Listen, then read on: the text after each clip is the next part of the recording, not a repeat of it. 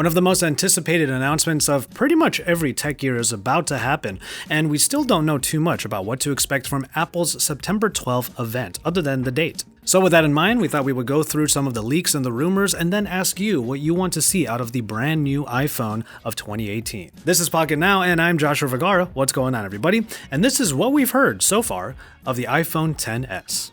So I figured, you know what, I'm going to go ahead and do a segment where in the days leading up to the actual announcement, I'm just going to go through the leaks and rumors and let's see if they're actually going to end up being true. And then I'm going to ask you what you want to see out of the new phone right before the announcement. One of the biggest pieces of news is that the iPhone is going to come in 3 different flavors, but none of them are going to have the word plus in them anymore, a very different trend from previous generations. Instead, the iPhone X might just become the iPhone XS, and you'll have 3 different versions, 2 of which are going to be priced at the higher tier point, but then there's going to be a more affordable version of it, with those 2 higher versions potentially having an OLED screen. What I find funny here is that it's going to be called XS, but it's going to be spelled X and then S, and that makes the iPhone feel like it's a piece of clothing. Hey, I'd like the new iPhone, please. Alright, what size do you want? We have the 64 gig and... No, I mean the iPhone extra small. What?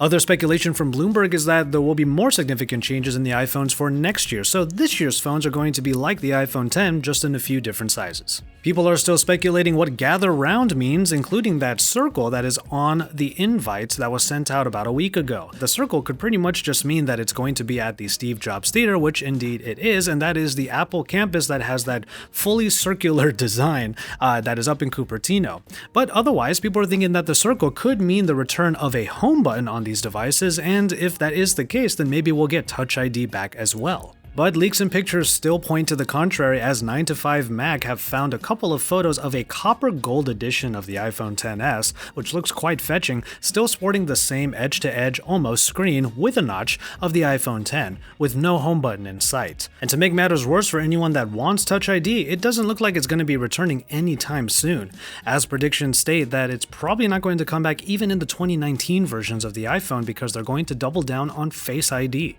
This is in response to a trend that Android manufacturers are very quickly adopting the in-display fingerprint sensor, and it doesn't seem that Apple is anywhere near adding that to their own phones, though of course we could always wish.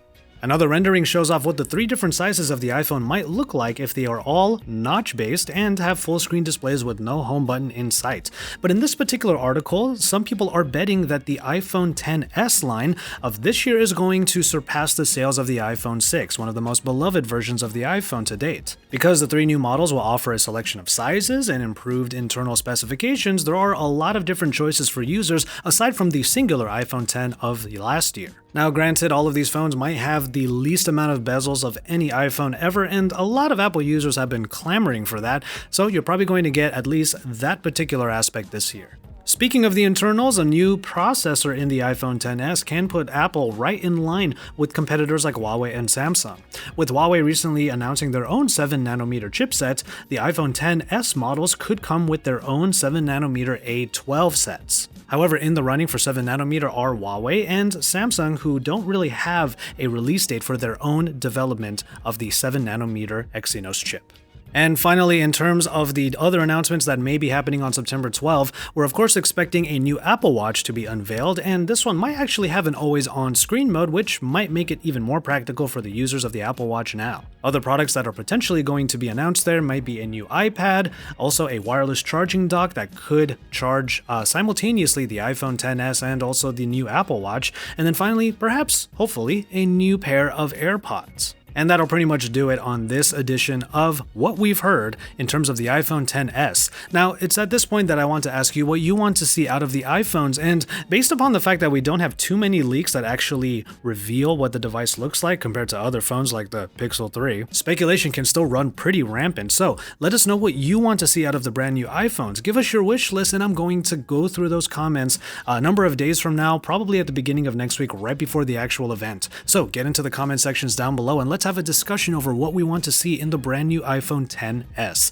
Even if it's not something you think will happen this year, let us know what you want to see in these phones and what Apple should be doing with their smartphones moving forward. But all will be revealed on September 12th, so stay tuned to Pocketnow for all of that coverage and for all of the leaks and rumors to either become confirmed or otherwise be debunked. And you can join us for all of that coverage on September 12th and beyond as we get our hands on iPhone XS's ourselves and go through reviews, coverage, versus all of the comparisons, everything that you would want to know about Apple's latest device. And until then, keep it tuned to Pocketnow, and we'll see you on the next one.